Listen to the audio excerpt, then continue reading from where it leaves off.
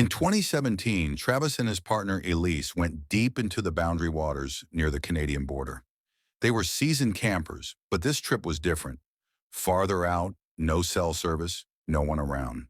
They pitched camp on a secluded peninsula, lit a fire, and settled in. As the sun dipped below the trees, they heard it. Three distinct knocks, then silence, then three more. It wasn't an echo, not a bird. Something was deliberately knocking from within the trees. Later that night, while they lay in their tent, voices appeared. Low, male voices whispering just outside. No footsteps, no lights, just one calm voice saying, "This is where they're sleeping." Travis burst out of the tent with a flashlight.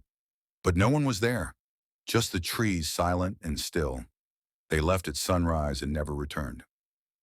In Montana, 2 months later, wildlife photographer Lydia was hiking alone when she found a fenced-off patch of woods.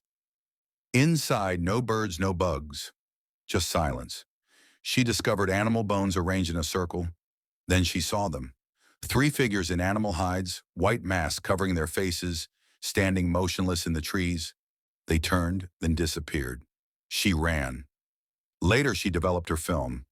Every image was blurry, except one. The masks were perfectly clear. The bodies, almost transparent. Locals whispered about rituals and missing hikers in those same woods. No one could explain the fence, or what Lydia saw. In northern Italy, Marcus, an urban explorer, stumbled upon a hidden military structure buried beneath the forest.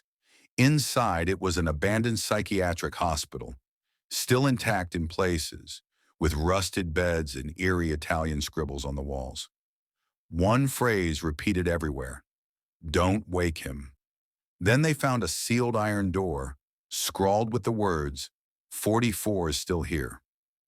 When Marcus raised his flashlight, overhead lights briefly flickered, just long enough to reveal a tall, motionless figure at the end of the hall. They fled without opening the door. No one knows who or what 44 was. Further south in West Virginia, Ray and her sister Lila found an overgrown greenhouse off an old trail. Inside, one massive vine was still alive, and embedded in its roots were animal bones, a child's shoe, and a half-buried jawbone.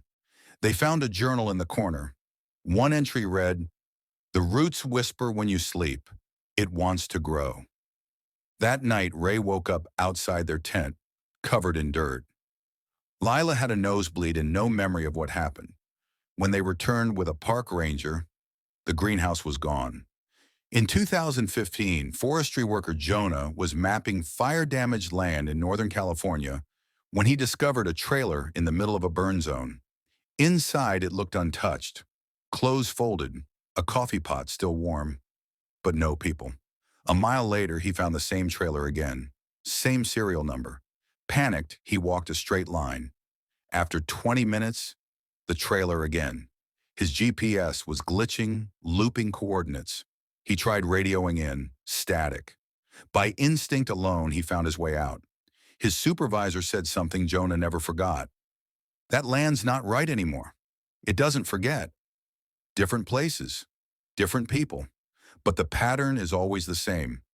Isolated woods, unnatural silence, whispers that shouldn't exist. Some say nature protects its secrets.